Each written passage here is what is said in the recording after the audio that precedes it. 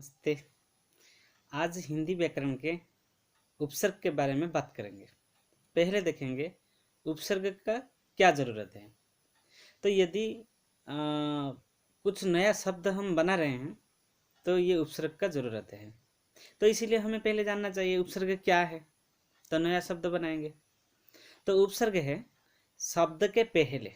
हम शब्द जानते हैं, शब्द का मतलब एक या अनेक वर्ण जब मिलकर स्वयं अर्थ प्रकट करेंगे, एक पूर्ण अर्थ प्रकट कर सकेंगे, एक अक्षर हो या अक्षर का मिलन समूह हो, तो तब उसे शब्द कहेंगे। तो शब्द के पहले जो अंश या शब्द का टुकड़ा जुड़ा जाएगा, उसी जुड़े हुए अंश को ही उपसर्ग कहेंगे। तो अभी हम देखेंगे ये जो शब्दांश है ये शब्द के पहले जुड़ा गया है, यह शब्द का टुकड़ा जो है शब्द के पहले जुड़ा गया है, तो यह है उपसर्ग। भाषा के नए शब्द निर्माण करने के लिए तो ये उपसर्ग की जरूरत पड़ता है।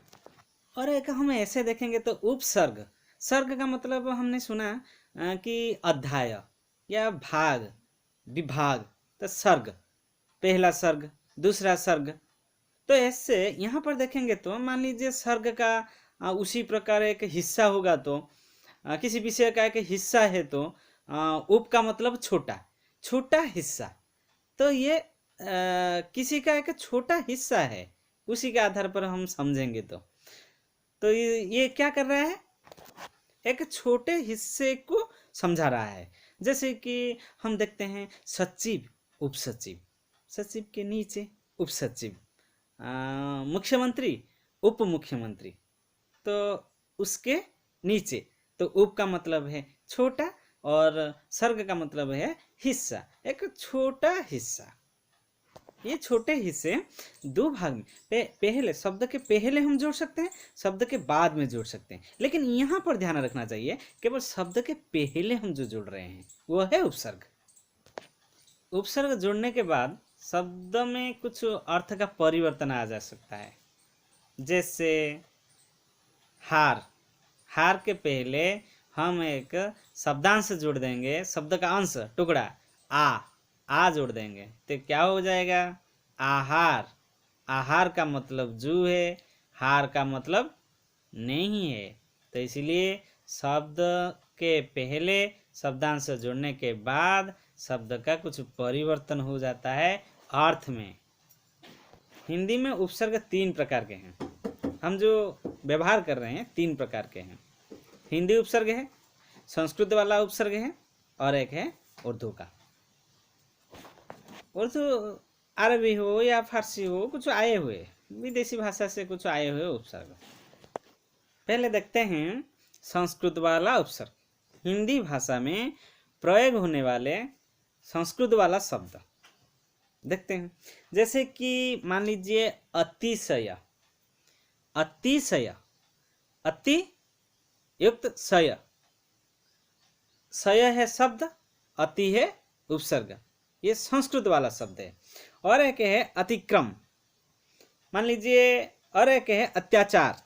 अत्याचार में अति और आचार, ये अति शब्द जो जुड़ा है ये है उपसर्ग, लेकिन ये संस्कृत से आया है इसलिए संस्कृत का उपसर्ग है, हिंदी भाषा में प्रयोग हो रहा है। तो और उसके बाद देखिए इसी प्रकार हिंदी भाषा में प्रयोग होने वाले या हिंदी भाषा से आने वाले कुछ उपसर्ग, इसे कहते हैं हिंदी उपसर्ग। जैसे कि अमोल, अ उपसर्ग जुड़ा है, मूल है शब्द, उपसर्ग ये छोटा अंश है शब्द का अ, तो इसीलिए अ जुड़ने के बाद हो गया अमोल। अमोल जो है ये हिंदी का है। और एक है अनजान, अन और जान, अन है उपसर्ग, जान है शब्द, शब्द के साथ ये अंश जुड़ा है तो अन अंश जुड़ा है, ये अन है उपसर्ग। तो ठीक उसी प्रकार हम बात करते हैं कुछ उर्दू उपसर्ग जो कि कम अक्त, कम और अक्ल, कम अक्ल। और एक है कमजोर, जोर शब्द के साथ कम जुड़ा गया है। और एक है खुशबू, खुश, खुश के साथ ये बोध है शब्द खुशबू। और एक है देखिए नाचीज, तो इधर ना जुड़ा गया है। और एक देखिए गैर हाजिर, गैर उपसर्ग, तो आप किताब में देख सकते हैं। मैं किताब देख के भी एक दो मैंने दे दिया, एक दो उदाहरण, लेकिन आप भी देख के पूरा अभ्यास कर पाएंगे। धन्यवाद। संस्कृत उपसर्ग अति, अतिशय, अधि, अध्यक्ष, अनु, अनुगामी, अप, अपकार, अभि, अभिशाप, अब, अवगुण, आ, आजन, ऐसे ही है। और देखिए कुछ उदाहरण।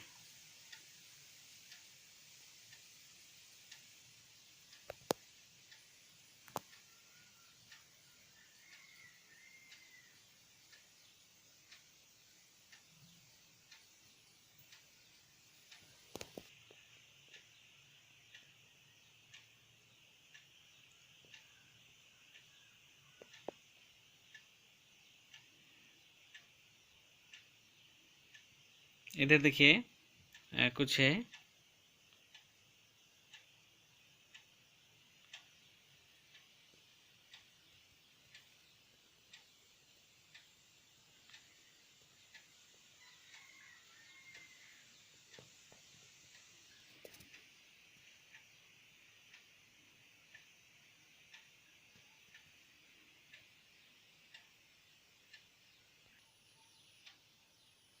उर्दू वाला कुछ देखिए।